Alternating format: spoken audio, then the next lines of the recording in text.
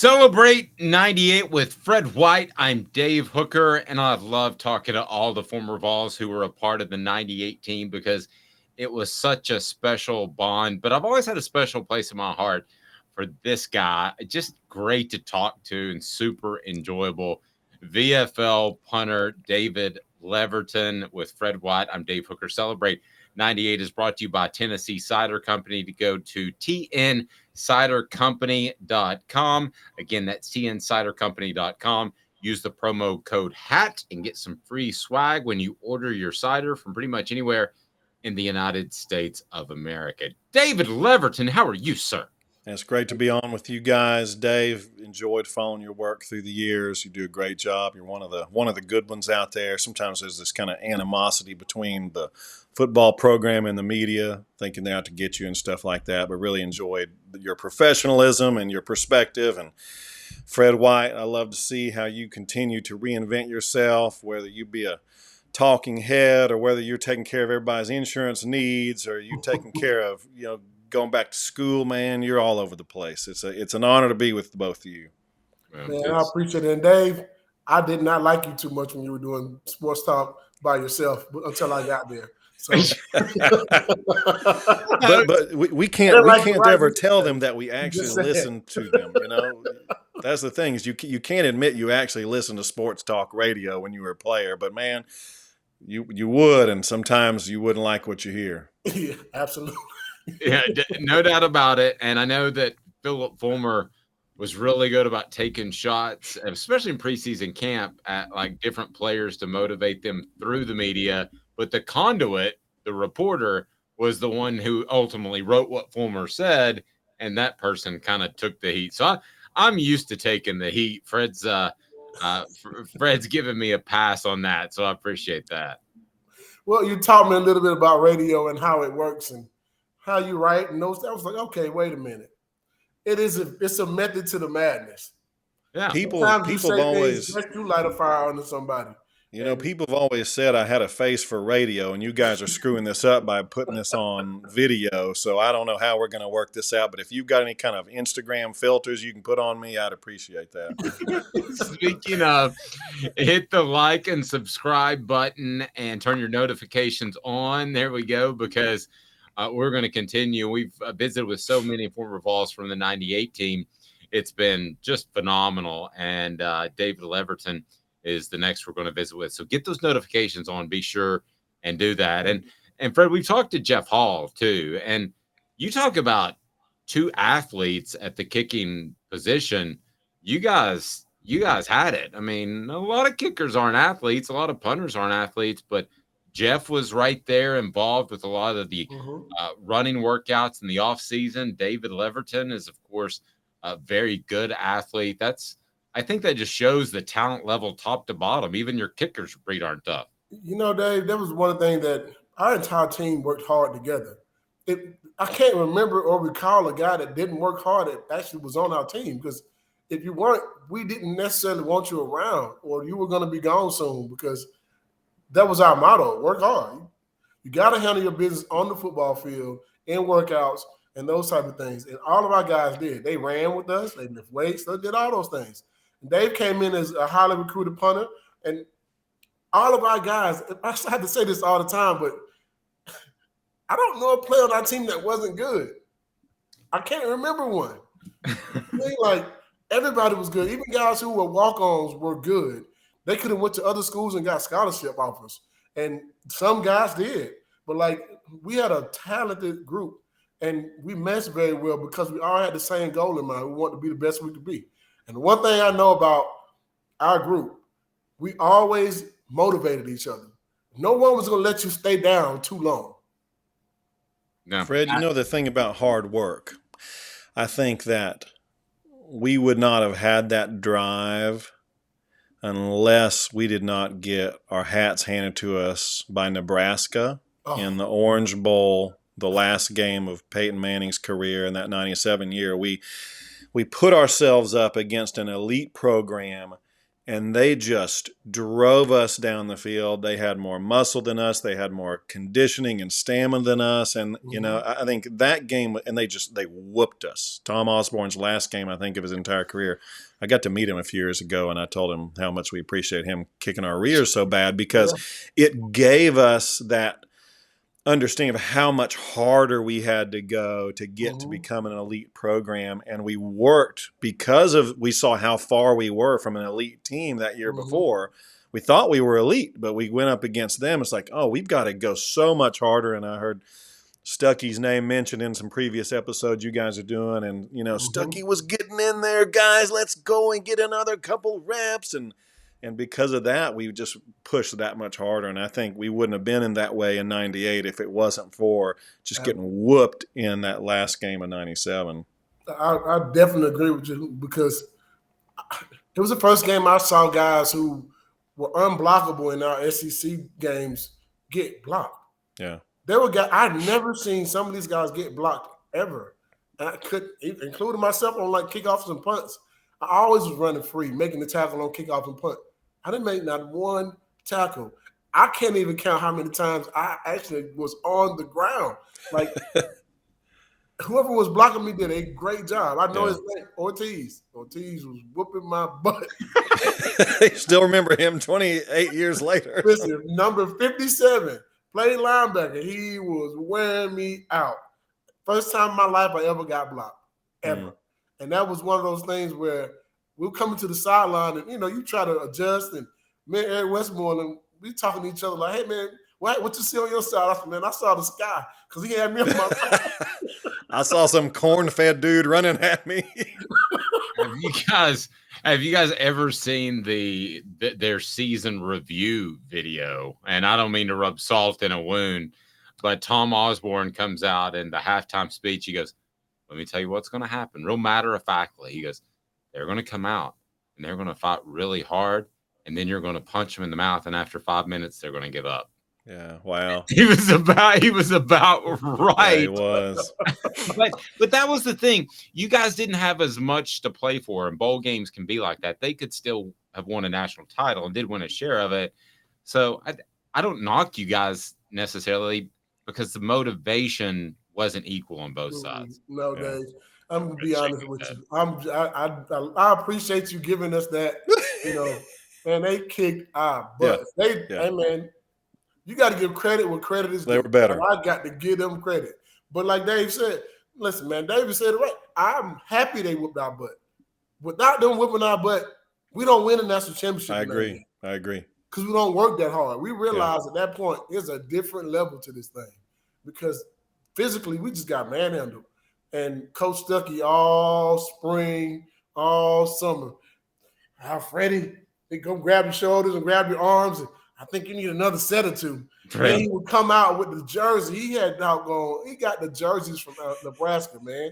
And he would come out with the 57 jersey on and stuff like that. And like, he's kicking your butt, Freddie. And it would just do that to everybody. And it was just like, okay, he made you go harder just because of that. It was motivational. But, man, I'm happy we got our butts kicked because it took us where we needed to be. Yeah. No doubt it did. And I wanted to talk about how David found himself at Tennessee out of Midland, Texas. And out of Midland, Texas. Before we get to the greatest tackle that a punter has ever made in the history of college football, because I want to do that. And but first, if you can just kind of talk about Tennessee, why that became a thing. I mean, you're a big punter, strong-legged. I imagine you could have gone anywhere you wanted to go. Why was it Tennessee when you go back and look at your recruitment? Yeah, I remember getting the first letter in the mail back when people used to send mail. And I remember I took it into my parents' room. I said, Dad, who are the Vols? And I had just zero understanding of who the Vols were because in West Texas, we had the Southwest Conference. And there was the other UT everyone talked about, University of Texas and things like that. And so, I mean, I started at less than zero level of connection to University of Tennessee. And it was just embarrassing. And I remember one of the first times, and then back when people had telephones on their walls and things like that, I got one of the first phone calls. And And, sometimes my dad would take him. These calls would happen just nightly all the times. I ended up being a USA Today All-American that year. And so I got a lot of those calls. And I remember one of the calls, and I'm listening to it on the other end because I'm real interested. I'm a young kid and all.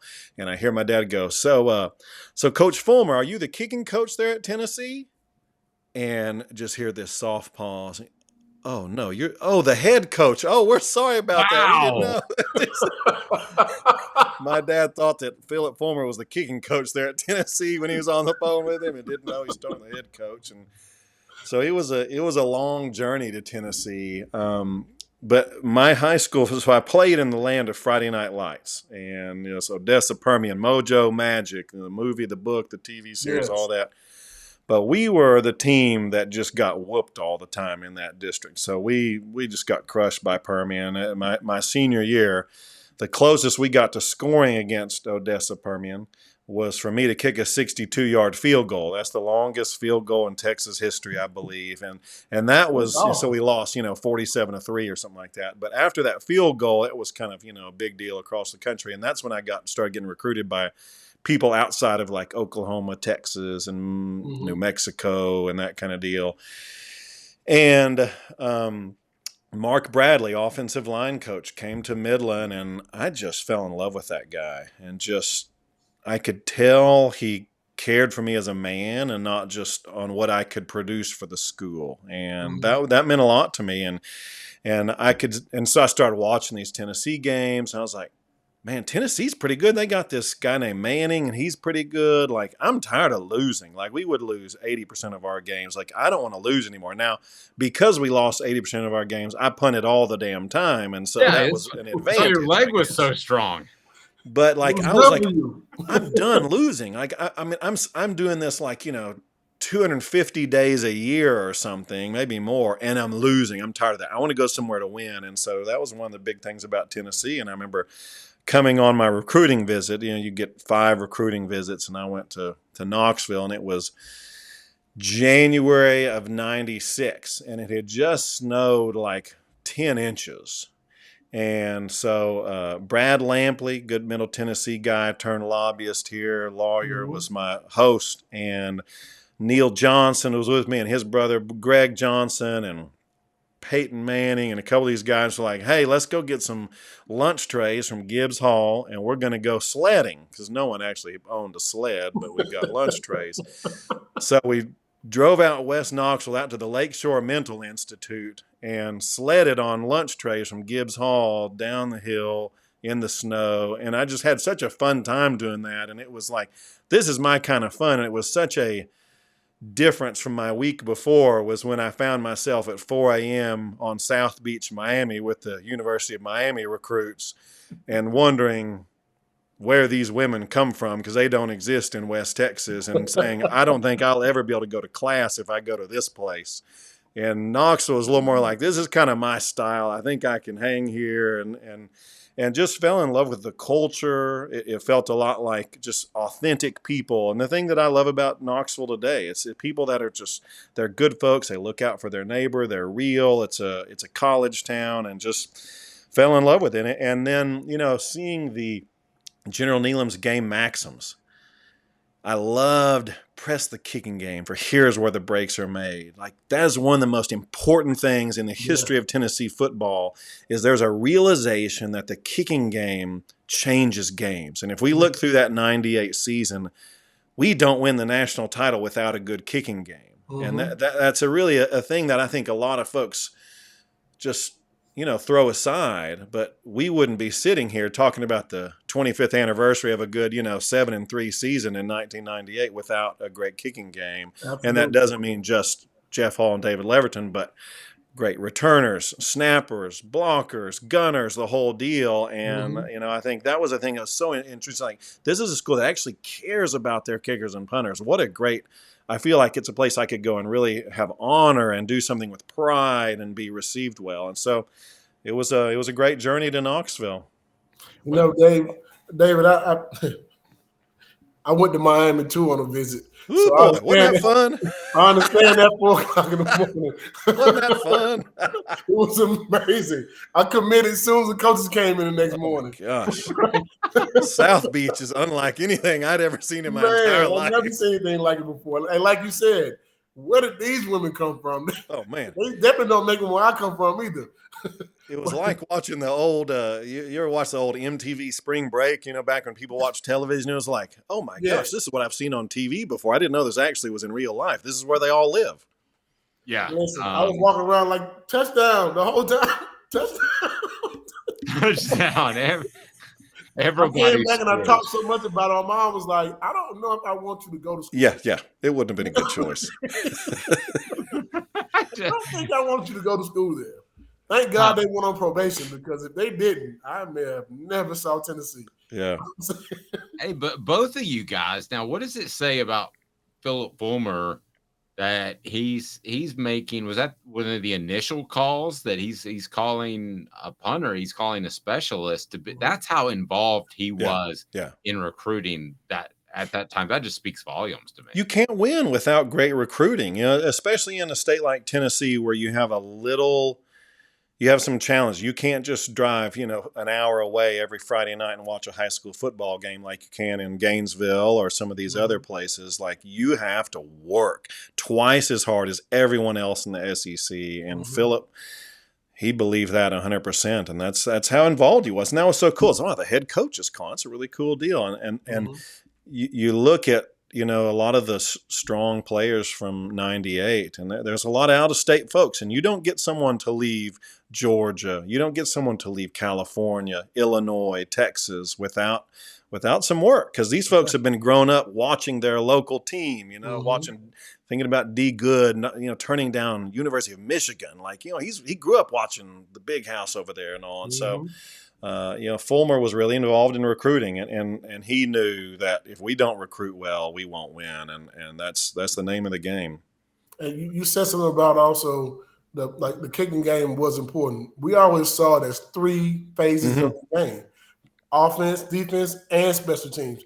It meant just as much as offense and defense did, because sometimes offense is not playing well. You may get a good return to set us up for another play here, or a good punt, and they drop the ball, or we get them pinned, inside the 10, or those type of things. It made a difference.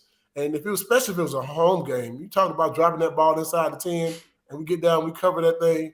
Hey, man, listen, the crowd is going to be loud.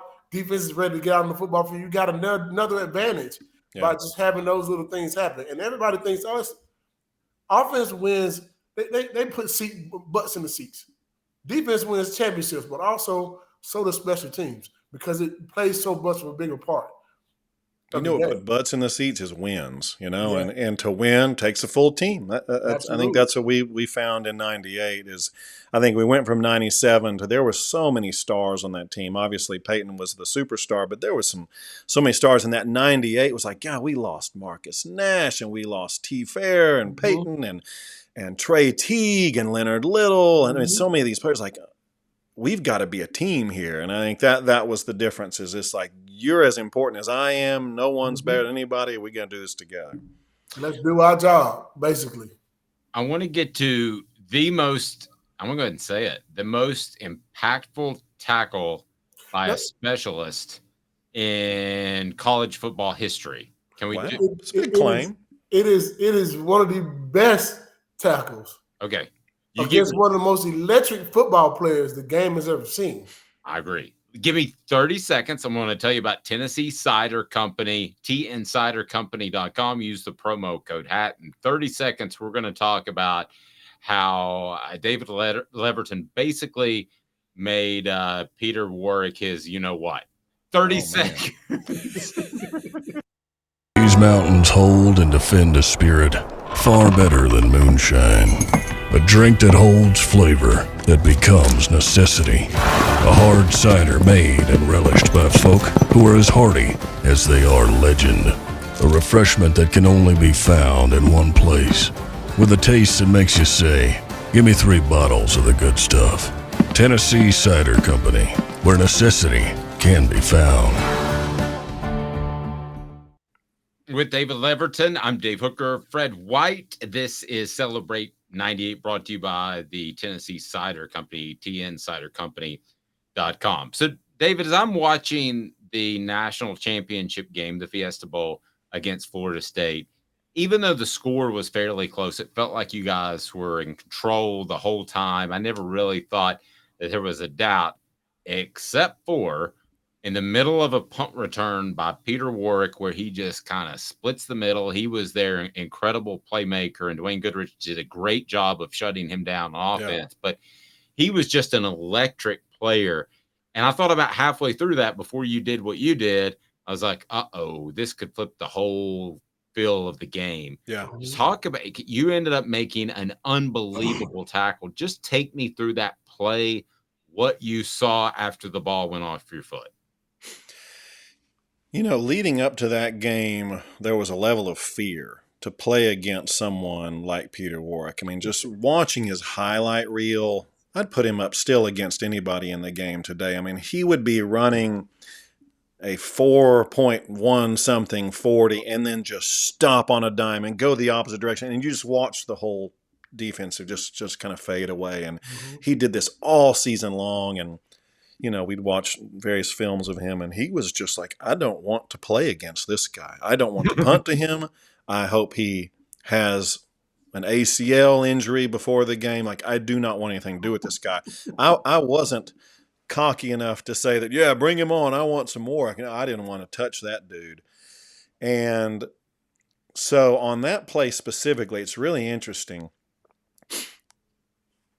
Brian Durden or somebody who I'd never heard of before or since, he's there to receive the punt. Reggie Durden. Okay. And I'm like, all right, yeah, it's the other dude. That's cool. I'm good with that. And so I punt the ball, and there's like an offsides or some penalty. I can't remember what it was. And so we have to re-punt. And then I watch old Durden leave. And I see the prime time come on there. And it's like, oh, man. And here we go. That dude. And, you know, you kind of have an option. Do I just kick it out of bounds and just go with 35 yards all day and we'll take that? Because he's the kind of guy, if you get 35 net out of him, that's not a bad day. Not a bad day at all.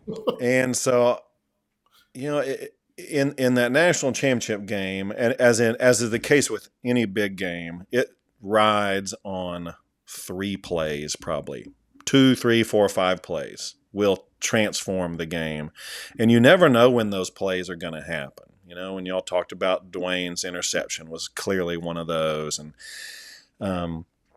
I had no idea that what was about to happen was one of those, you know, 3 or 4 plays that would shape the outcome of that game, and so I punted. I had a great punt. It was wonderful. Beautiful spiral, turned over just like you like it to. And old Pete back there, he catches it and he starts doing his thing. And I just am watching my guys looking like they're, you know, carrying sacks of potatoes on their back or something like they're just playing at a whole nother speed than he is. And he's juking all, you know, so you got 11 players on the field. Maybe other than my man, you know, the deep snapper, they're all better athletes than me. So you got 9 guys who are better athletes, and he goes past all the good athletes, and all that's left is me in an end zone. And the funny thing is he's got a blocker as he's coming at me. For whatever reason, the blocker kind of looked at me, and I think he discounted the tall, lanky, white guy. And most of the time, I probably would too if I was in his shoes. And he just kind of runs past me, and I think he was just planning on celebrating the end zone with him. And, you know, Warrick wasn't the kind of guy you kind of try and shuffle. You see the kind of the kicker shuffle where they kind of get back there and start to shimmy. I was like, I got to go at him. And so I just started running towards him and lowered the shoulder, and I just crushed him. I hit him with a good hit. I wasn't a small guy. I'm 6'4", you know, I was probably 220, 225 at that time. So I was bigger than him. And I just got my shoulder on him. I got my head on him and just crossed his body and just, I knocked him back. I didn't wrap him up. I didn't have to. I just, bam. And it was shocking because I was also mad because the guy just returned a great punt 50 yards. But what you don't know is that, you know, how, like you said, Dave, like if he runs that back for a touchdown, a punt return for a touchdown is as electrifying as interception return for a touchdown or a kickoff return for a touchdown. Those are kind of the three most electrifying plays in a whole game that's possible. That changes the whole momentum. And football is on so often a game of momentums. And I think if I don't stop him, he scores a touchdown and they are going absolutely bonkers and we're dejected. We just got, 3 and out or whatever. And it's just, I think the whole game changes and they're doing their dumb chop that they do all day long. We got to listen to that. But man, if we did that thing 10 times, he'd probably score 9 of the 10, but I got him on the one that mattered. And I'm so glad. I've never met the guy, but I've been around, I dabbled in the NFL for a few years. I've been around people who were with him and know him, and boy, they just ride him on that all the time. And I'm so glad that he gets to enjoy that as part of his journey. Oh, we ride him all. He lives in Atlanta. We ride him all the time. Every time I see him. Well, when you talk to him, just tell him that every time we see him. Sure do. When you talk to him, just tell him that old number 43 says hello, just like I'm sure you say when you say old number 23 also says hello, who shut him down. Next just time I see him, I'll make sure you say it. 43 and 23. We got you, buddy. Oh, Pete. I know it's hypothetical, Fred, but it just felt like that was going to be a game-changing play if he'd have taken it to the house. Talk about your perspective and what that could have meant to that football game and the flow of it. Well, to David talked about Reggie Dutton. He was a good punt returner himself. He had a pretty good return, and they called it back because of something. I can't remember what it was, but the penalty was on us, I want to say. Now we got to re-kick it. We just chased this other guy. And in comes Peter Warrick. And now when we came back there, we all knew, like, okay, all right, be on your P's and your Q's, because he's not a guy you want to see with the ball in his hand on a punt return. He was just electrifying. So were you on the coverage team, Fred? Listen, I was David's personal protector all year. So I'm the last guy in front of David when the snap comes through. I do the snap for him and everything. So that was my job as his personal protector, to make sure that anybody coming to try to block it, I'm the last line of defense for you don't hit my punter. So when Peter Warrick is back there, I make sure everybody knows, hey, 9 is in. 9 is in the game. Perk up. Make sure you perk up. That's the clean family version right there. Perk up. Perk up. Yeah, that is the clean version, Dave. I promise you. Yeah. But I had to make sure they knew, hey, listen, the same returner is not in the game. You got the best one out there now. The best punt returner in the country, in my opinion, at that time was in the game. Yeah. And Dave, if you watch the video, I'm coming up to try to make that tackle. He gave me a leg and he took it back. And I'm thinking to myself, oh, crap. He scored. He's gone. Yeah. Man, I got up and I'm trying to run behind him. And all of a sudden, you can't catch him. He comes and he hits him. Boom. And I'm like, oh, my God. Knocked him out. You were surprised as he was, and you're on my team. Man, listen, because I'm being honest with you. I didn't think you were going to make the tackle there. I wouldn't either. I probably didn't either. I didn't either. It was Peter Warrick. Listen, dude, it was Peter. We watched him stop on a dime. Oh, man. He just shook our whole defense. Yeah. Literally just shook us. And when you make that tackle, you have no idea. I think it changed the whole complexity of the game, because for him, if he scores on that punt return, he's gone. He's going to the NFL that same year. He's out. He's gone. He would have probably had the rest of the game would have been okay for him, but he would have had a punt return in the national championship game. That would have been enough for him to leave and go, to the NFL. That punt, that tackle you made changed his career, but it also changed the game. Yeah. Because they didn't score a touchdown on that drive. Yeah. When's the last time before that play you had made a tackle? Do you even remember? Let's see.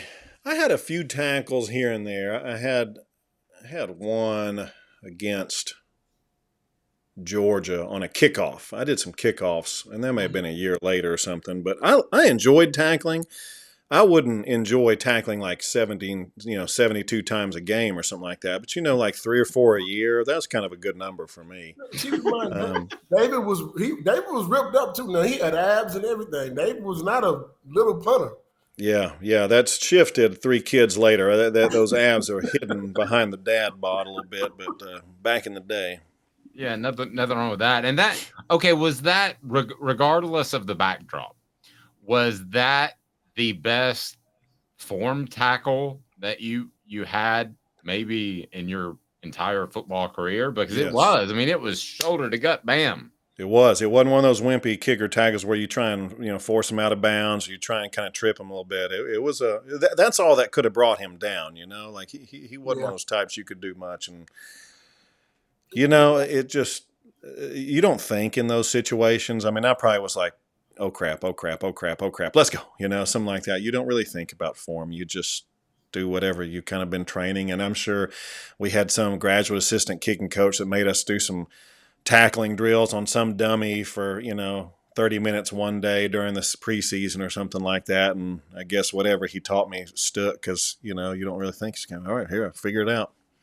And if your punter or your kickers are making tackles, that means the rest of us did not do our job. Yeah. So we didn't want David to have to tackle on a regular basis. That means we didn't get the job done. Yeah. And it wasn't always easy. Let's talk about that for just a second. Again, Celebrate 98 is brought to you by friends at Tennessee Cider Company, tncidercompany.com. Use the promo code HAT, get some free swag with your purchase. And you can purchase their various delicious ciders almost anywhere in the United States of America. So check it out. There were tough times before that 98 season for you, David. Kind of take me back of when you struggled and how you came out of that funk, so to speak. Yeah. So my freshman year, I redshirted my first year, and so that was just being on the team. They gave me a free jersey and just got to watch from really good seats. So I really don't count that as much of a season. Working on those abs. That's what. Yeah. Just sit ups, curls for the girls. Just kind of do a lot of those and stuff. And so that 97 season, Peyton says, I'm coming back for my senior year. And there was just this level of pressure on everybody. Like, man, the big star of the team is coming back so we can win. And so there was just so much expectations in that season and so much pressure on all of us to step up. And maybe that's Peyton calling you right now, Fred. There was just pressure on all of us that, man, he's coming back. We don't want to let him down. And the first game of the year was kind of like Texas Tech, whatever, just kind of a gimme game. And the second game of the year was at UCLA. And UCLA is ranked, I think, 5th. I think we're ranked 3. And so, I mean, this is like the first big game of the college football calendar. Big TV audience, Rose Bowl, national TV, Brent Musburger, the ABC crew and all. And it was a big one. And I had never played in a game anything close to that level of pressure. And there's nothing you can do to practice for that. Like, you just can't create that scenario, over there at what's our practice city called? I can't remember anymore. Fred, what was it called? I couldn't tell you either. Back then, it was Watkins. I don't know. Whatever it was, someone donates $1 million and they'll get to name it after them. But anyways, you just can't create something like that on the practice field. And so, I'm out there clear across the country from where home is now, and we're playing against UCLA, and I'm having a really good game that game, and it's a real battle. I mean, they're a good team. We're a good team. We're not playing as good as we should have, and then we're in like the third or fourth quarter. The game's tight, and Fred, I don't know if you were my personal protector on that play, but I wasn't. I'm there, and I'm kind of counting my guys, and we've only got 10 guys on the field for a punt, and I was like, this is not a good thing. The person who's missing is the personal protector. I don't want to punt without that dude. I mean, the name is self-explanatory. Like, it's kind of, you just open yourself up to get destroyed. And so I see the time clock running down, and I turn to my side to go call a timeout because I'd love to have my personal protector with me on that play. And as I turn to the side to call timeout, our deep snapper just feels the clock in his head like, man, maybe I just didn't hear the call and I need to go ahead and snap. And so he snaps it, and it just sails beside me, and it's sitting in the end zone. And I'm like, well, crap, I got to run back there and do something. And I kick it out of the back of the end zone, and it's a safety. And it just, their crowd goes nuts, and it's just, oh, it's so horrible. And it's like, oh my gosh, what did I just do? I just caused my team a safety. This is horrible. And, come on, Leaverton, let's go, pay attention or whatever. Like, they didn't know what I was doing. They just thought I just was, seeing some kind of California girls over there in the second row. I don't know what they thought. And so one of the hardest, I think, is that punt or kick after a safety, because it's a really weird thing to do. And so I'd been having such a great game that coach said, hey, Leaverton, why don't you go ahead and punt it? You're having a good game. But it's a weird thing for a punter, because you don't get a snap. You don't kind of have that rhythm and that cadence. You're just standing there by yourself in the middle of the field, and you just try and punt it. And I shank it for like 15 yards, and you're punting from your own 20. And so, gosh, I just gave up a safety, and then I shank it, and UCLA's got the ball on like R35 or something, and just like, oh, it's horrible. And I think they score after that. And I remember on the sidelines, and I can, probably keeps me up at night these days even. I remember Al Wilson and Peyton Manning, two of like the larger than life figures in Tennessee history. They're wearing me out on the sidelines, get your head in the game and all this stuff. And after that, just like, I couldn't have tied my shoes after that. It was just, oh, and they're yelling at me on the side. It was horrible. And I think I had one or two more punts after that, and they were equally as horrible as that safety punt I did. But just, I would say I almost single-handedly lost the game for us, and almost just, felt like I ruined Peyton Manning's senior year or something like that. And I remember, I was crying in the locker room. It was horrible. And I remember, they let the media in, and I remember one of the questions, David, how's it feel that you almost, cost your team the season and Peyton Manning the Heisman Trophy or something? I was like, well, if you put it that way, I feel horrible. And it was the most lonely locker room for me. I'm sure there was a couple folks that, hey, man, keep your head up or whatever, but there was nothing anyone could have done to console me. I mean, I just felt like I had let everybody down, and it was so sad. And it's a lonely plane flight home. We won, but I lost. I mean, I played such a horrible game that it was just horrible for me. And I get home, and that was back when there was answering machines, and I had like just these threatening voicemails left on my answering machine from people I didn't even know. And I go to the locker room the next day or the day after, and I've got like mail at my locker from like grown people and kids like, dear David, please leave, never come back again. Oh. Just these horrible, just hate mail that I got. And they were handwritten. People took time to handwrite a note to tell me to leave. People with jobs and families, like they sat down, they got some paper, they got a stamp, they found out what our address was at the locker room. And boy, it just was so hard. And then I remember it was a horrible idea for me. Like I turned on sports talk, whatever I got on with Jimmy Himes or those guys, and I listened to them, and they were just destroying me on there, and the callers were calling in. It was just like, for this 19-year-old kid, it was horrible. I mean, I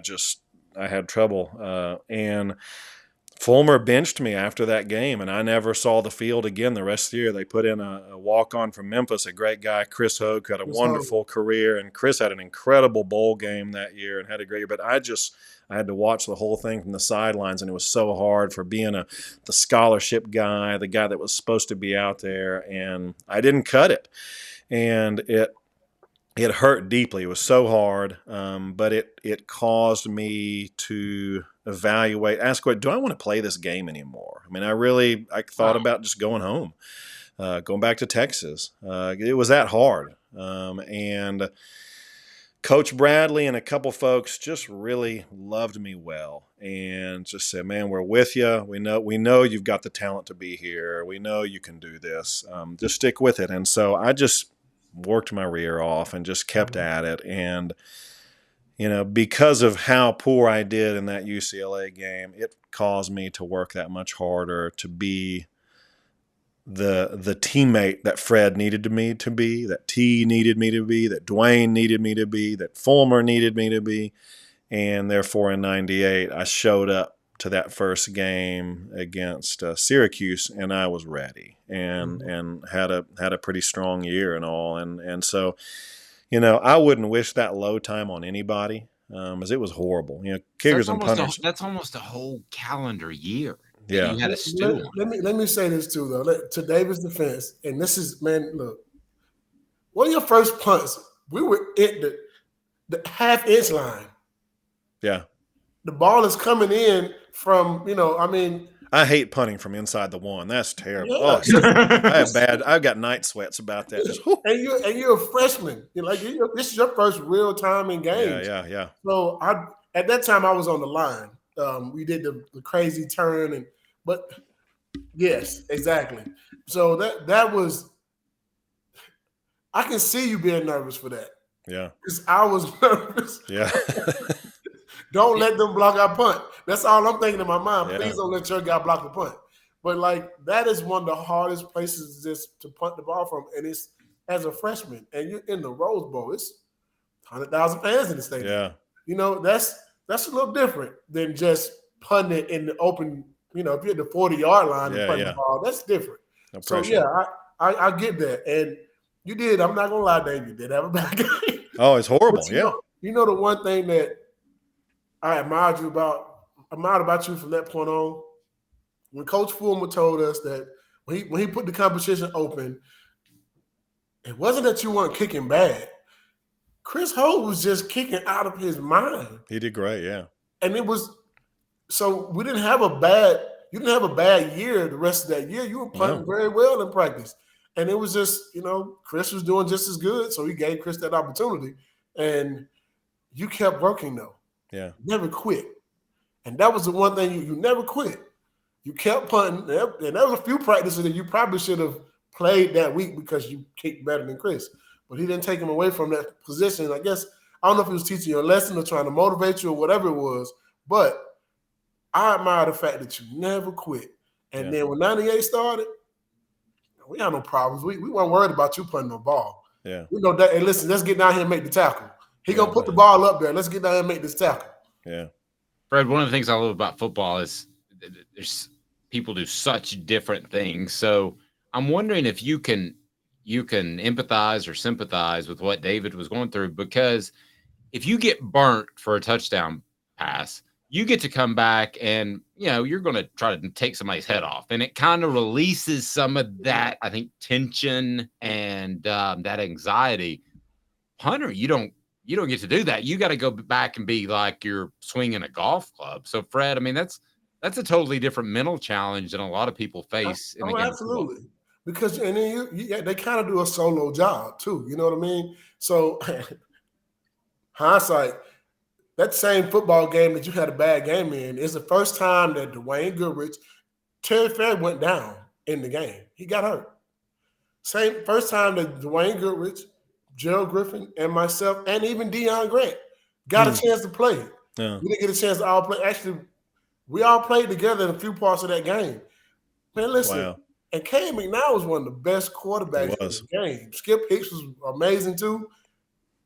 We got our butts handed to us as DBs. Yeah. They were moving the ball on us. Yeah. And that last play of the game, they could have won the game on the last play.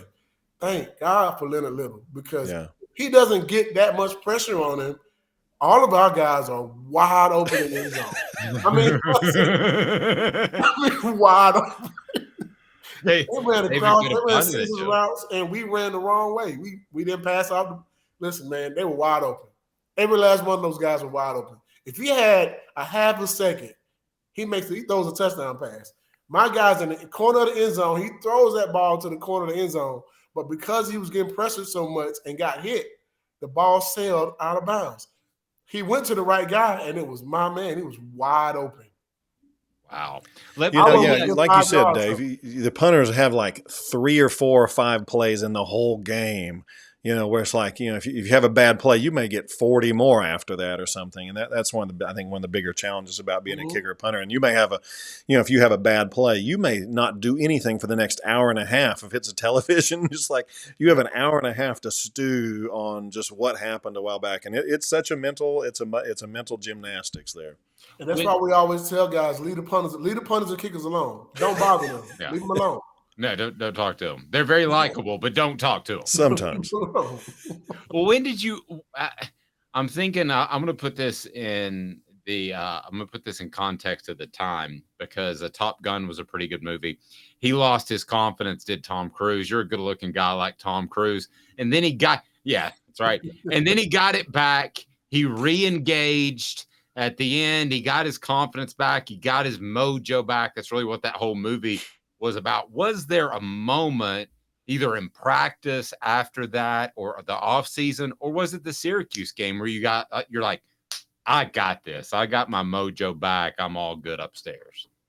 That's a great question. I've never thought about it. Never once thought about it. For whatever reason, I would always have an incredible game against Georgia. Just they would always have these great punt returners or something, and I think I had just a really good game against them, and maybe got a game ball or something that game, and I think that helped a lot. But I'd say probably just the confidence built from just getting back out there and just repetitions again, just practicing over and over again, and knowing like I'm not horrible. I had a tough game, but I'm not terrible. I can still do this. And so I think I probably got the confidence back, a mix of practicing over and over again that whole off season, and then it's just good to get back out there and do it again, just get back up there in Syracuse, and just, it felt so good. Like I remember and I'll answer your question. Now it came to me. The very first punt I had at Syracuse, I mean, it was the first time I've been on the field in almost a year. Yeah. And it just was like this release into the ball after I kicked it. And it felt so good. It was like, okay, I can do this now. And it was just like, it had been so long since I'd actually done my craft, when it mattered. And so, I think that was the moment. It was just that first punt at UCLA, and it was a good punt. I don't remember if it was 41 yards or 48 or whatever it was, but it was a good punt. And it was like, okay, I can breathe now. And it just, after that, it felt okay.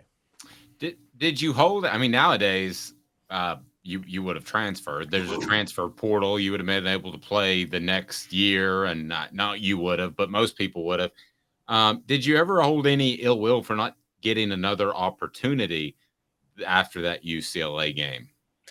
I wish I could have gotten in just once the rest of the year. And there was a couple times, maybe we were ahead. It's like, hey, Leaverton, why don't you take this last punt? And we would never have another fourth down or something like that. And so it just never worked out that I played again.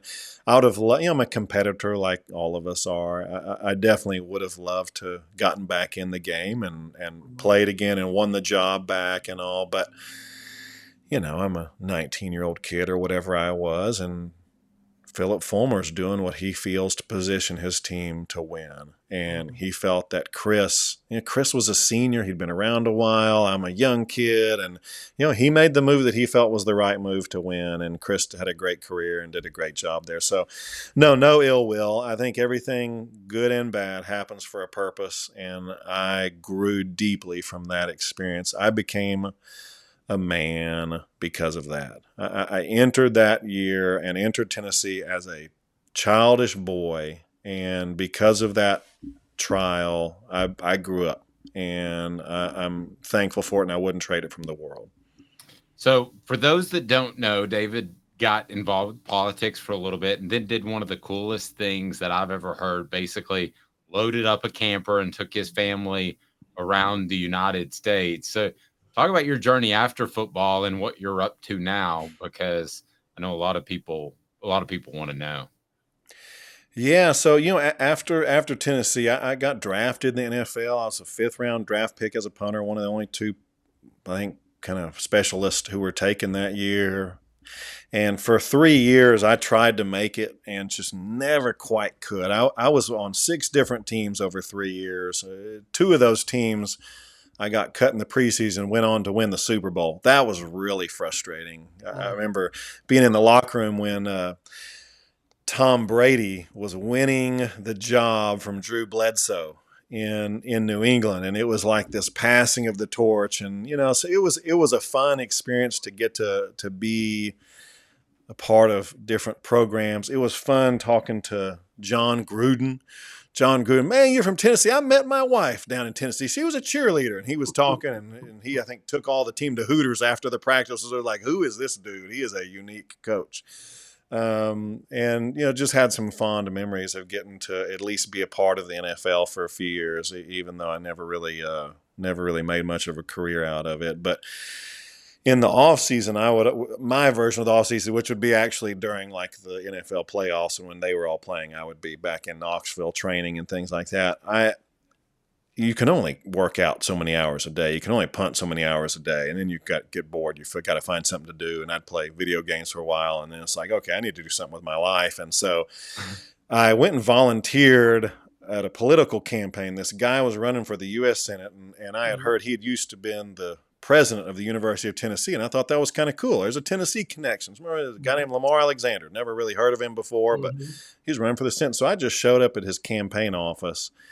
And I was like, hey, just love to help. I watch the news sometimes. And, I've heard Lamar is a pretty good fella and that kind of deal. And they didn't have anything for me to do. They didn't know me from Adam or anything like that. They didn't know I was, former national championship football player. I was just some dude off the street. And they didn't have anything for me to do. So I just looked around. I was like, well, your bathroom's dirty and your trash is full. So I cleaned the bathroom and I took out the trash. And I just began to do what needed to be done. I started putting together yard signs, and I started delivering those yard signs to different people's homes. And I started meeting people across the state who cared enough about their community to do something and to vote, to show up, to advocate for their town. And I just fell in love with these people across the state. And I saw that there are actually people who do this for a living, who work in politics and work on campaigns. It's actually a job. And so I started talking to people who are doing this, and I was like, I kind of enjoy this. This is really cool.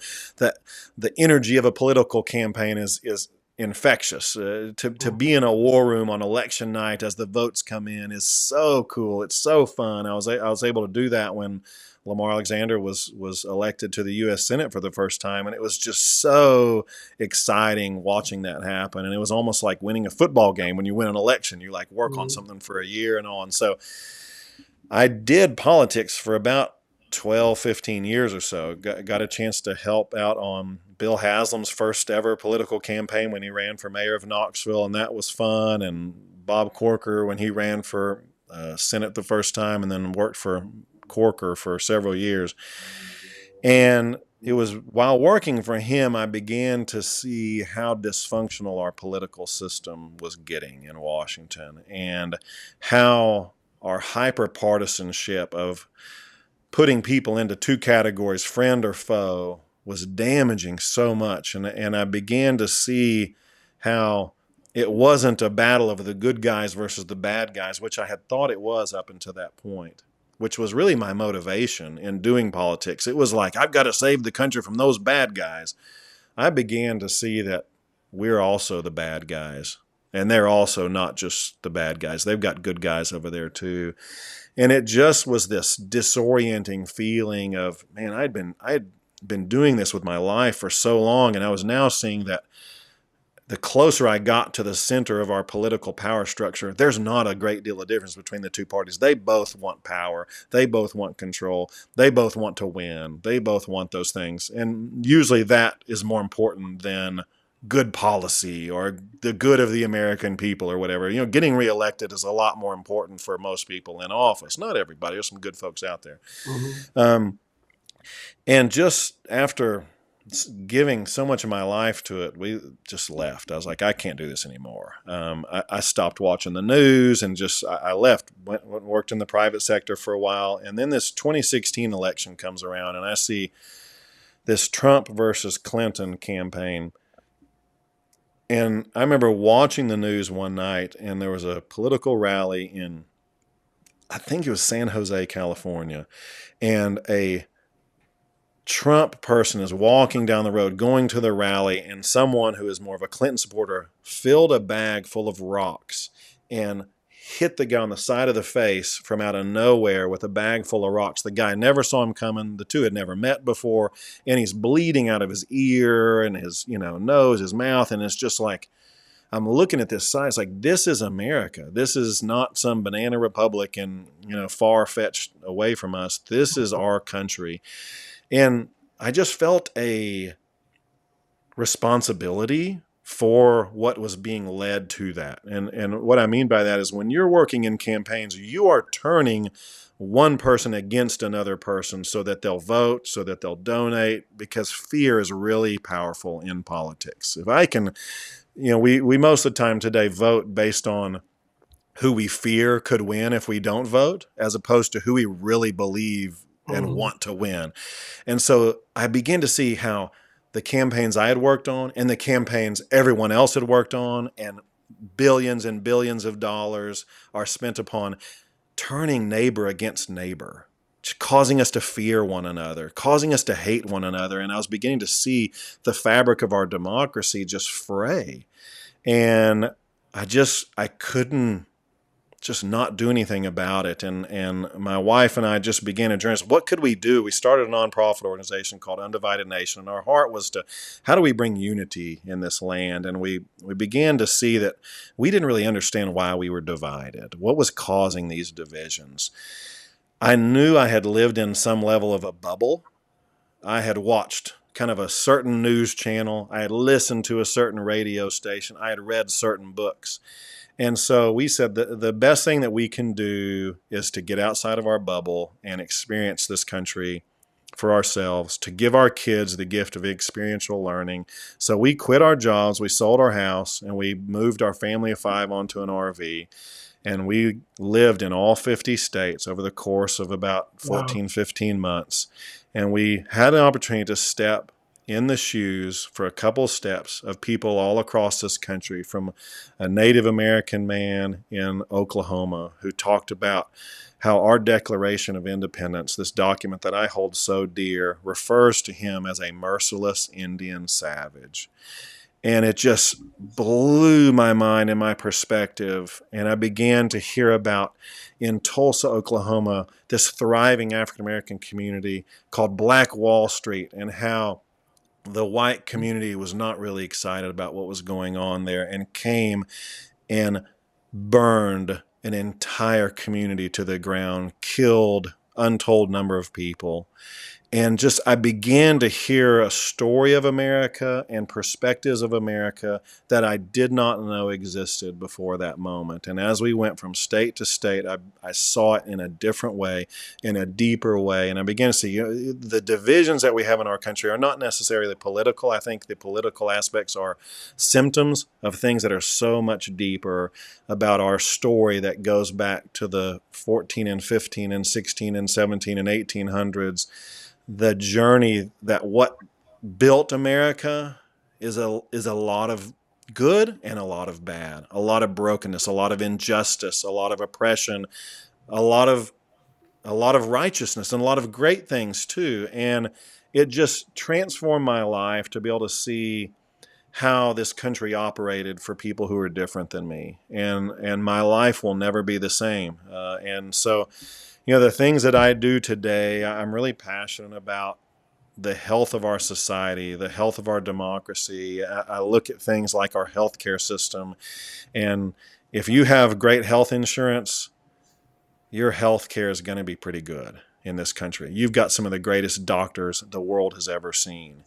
And if you're born in a neighborhood, a certain zip code, your health outcomes are going to be very different. I've seen communities where on one side of the tracks, the life expectancy is 13 years less than on the other side of the tracks. Wow. Why does that happen in this country? And we've got the finest healthcare system in the world. And so I worked in healthcare for a while, and I also saw how our education system serves certain students better than other students. And you can be born in one school in Tennessee, and by the third grade, less than 5% of your third grade classmates are reading at grade level.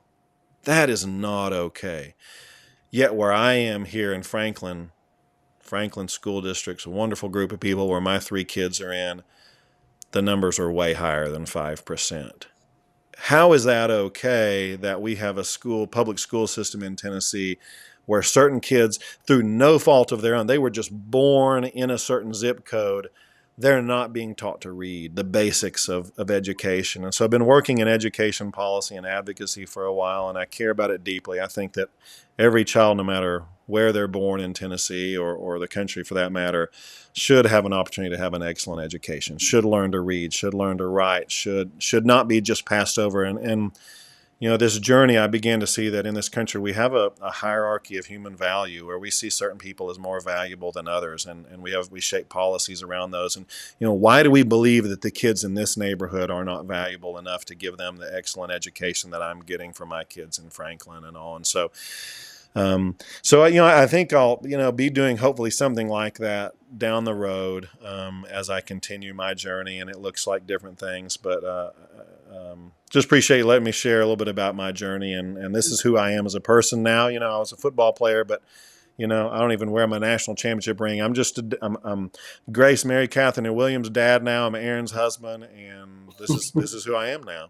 You're also the dude that knocked the hell out of Peter Warrick. Yeah, absolutely. And I talk about that, you know, like once every year or two, and it's fun to talk about. You know, the other 364 days. You know, it's life.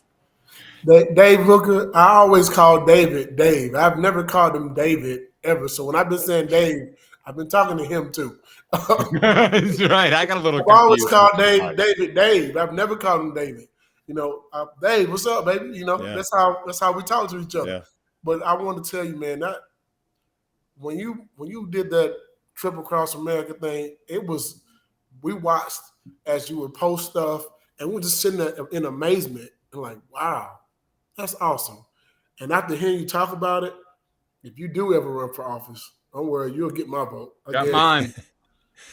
Yeah, we got to be in a documentary too. You can find this documentary called The Reunited States, and it was really cool to be a part of that project and all. Mm-hmm. You can find that on some different streaming platforms. But yeah, it was a great journey, and I've been forever changed. I can't unsee what I've seen, and I left that journey with a lot of hope that we have great people in this country and in communities across the world, people across the country, but we also have a long way to go. We've got a lot of work to do. We've got a lot of brokenness, a lot of healing, and that's a lot of what drives me today. David, great stuff. I knew it would be. I was so excited to talk to you, not only about the Warrick tackle, but the way you came back from the disappointment in LA and also what you had been doing since then. And I knew this would be a great conversation, and I can't thank you enough. I really appreciate it, man. Thanks for the opportunity to talk with you guys and to really relive the good old days. I'm looking forward to seeing Fred.